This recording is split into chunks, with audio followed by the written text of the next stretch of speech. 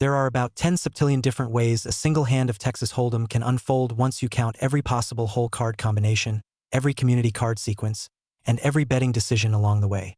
That's a 25-digit number, more possible poker situations than there are atoms in a human body. Most players spend a lifetime guessing their way through a tiny sliver of that space. But what if I told you that one narrow version of this game has already been fully solved? A team of researchers built a computer program that played through essentially every meaningful decision in heads-up limit hold'em, and it found the actual mathematically unbeatable way to play. Today we're breaking down 5 things that came out of that work.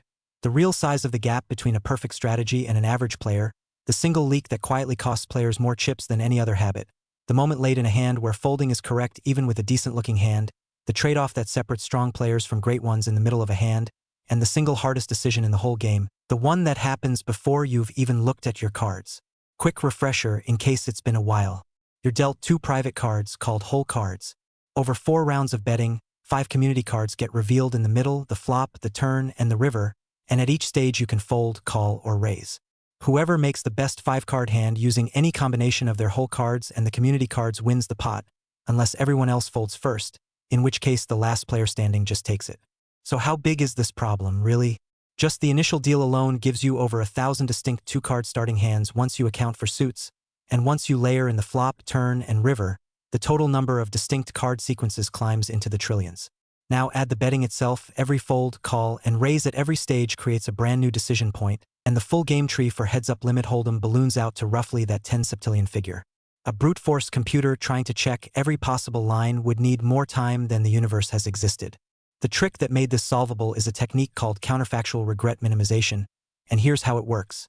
Instead of trying to map the entire tree at once, the program plays itself over and over, trillions of hands against itself, and after every single hand it looks back and asks, how much regret do I have for each decision I could have made instead? Then it nudges its strategy slightly toward whichever choices reduced that regret the most.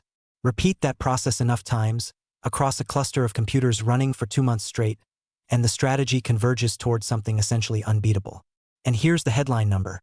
The resulting solved strategy is close enough to game theoretically perfect that no opponent, no matter how they play, can expect to win more than the width of a hair per hand in the long run. Compare that to a typical amateur player who research suggests loses several big blinds per 100 hands to a strong opponent just from decision-making mistakes alone, and you start to see how much money is genuinely on the table.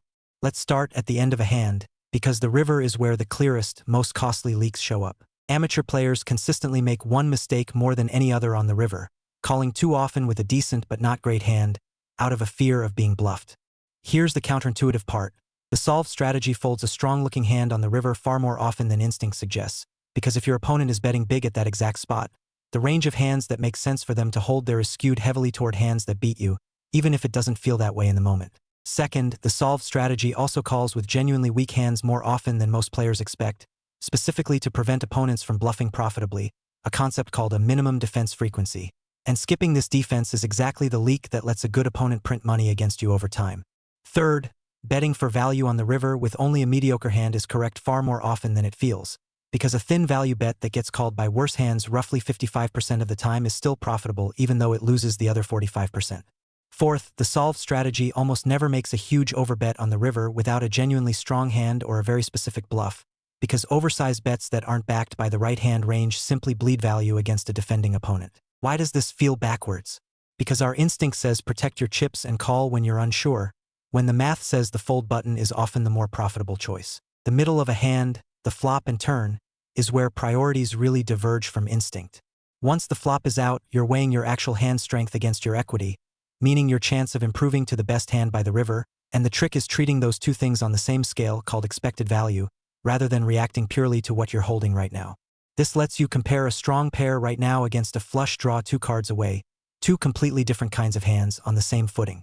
The big takeaway here is that aggression on the turn with a strong drawing hand is worth far more than most players think, because betting doesn't just build the pot when you hit, it also gives your opponent a chance to fold immediately, adding what's called fold equity on top of your raw odds of improving.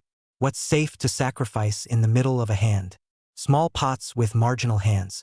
The solved strategy is comfortable letting go of a modest-sized pot on the turn rather than bloating it further with a hand that only wins sometimes. Now the opening, arguably the single hardest decision in the whole game, because it happens before you've even seen a flop. Before any community cards appear, the single most valuable habit is playing a tight, position-aware range of starting hands, and the best overall opening strategy, more than any specific hand chart, is adjusting your range based on where you're sitting relative to the dealer button, since acting later in a hand with more information is worth roughly as much as holding a noticeably stronger starting hand. The runner-up habit is recognizing that suited connectors and small pairs are worth far more in position than most beginners realize, because their value comes almost entirely from the flexibility to fold cheaply when they miss and win big when they hit. And the one hard rule here, never limp in as the first player to act, meaning calling the minimum bet instead of raising, because the solved strategy essentially never does this. It either raises to seize initiative or folds, since limping surrenders value without gaining any information in return. All of this assumes a version of the game solved against a theoretically perfect opponent, playing in a vacuum. Real poker has actual human opponents with real tendencies and tells, and that changes things. Against a real, fallible player, the optimal approach shifts from playing pure game theory optimal poker to exploiting specific patterns you observe, which sounds similar but isn't. If an opponent folds too often to aggression, the correct adjustment is to bluff more than the solved strategy would, deviating from balance on purpose because it's now profitable to do so. If your opponent calls too much, the correct adjustment flips completely, betting almost exclusively for value and cutting your bluffs way down, since a stubborn opponent punishes bluffs and rewards patience. A simple heuristic for knowing which mode you're in: track how often your opponent folds to a bet over a meaningful sample of hands. If that number sits above roughly 50%, lean toward more aggression. If it sits well below that, lean toward pure value. So how far can this actually scale? One player using a near-perfect strategy grinds out an edge measured in fractions of a big blind per 100 hands against a solved opponent, but a meaningful edge, often several big blinds per 100, against typical human competition. Get 100 players all applying strong fundamentals across a single online session, and statistically, a handful of them will run into a session where they win over 10 buy-ins purely from variance stacking on top of a real skill edge.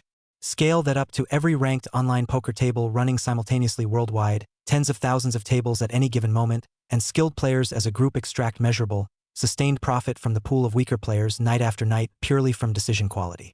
Push it further to every hand of poker played across every casino and online platform on Earth in a single day, conservatively in the tens of millions, and the aggregate gap between game theory optimal decision-making and average play represents a swing worth many millions of dollars, changing hands based purely on who understood these principles.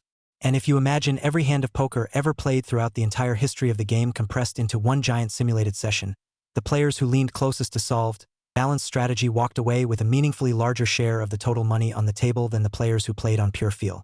That's the whole game, broken down to its studs, a puzzle small enough to fit around a card table and big enough to need months of supercomputer time to fully map out. Thanks for sticking around this deep into the math with me, it means a lot.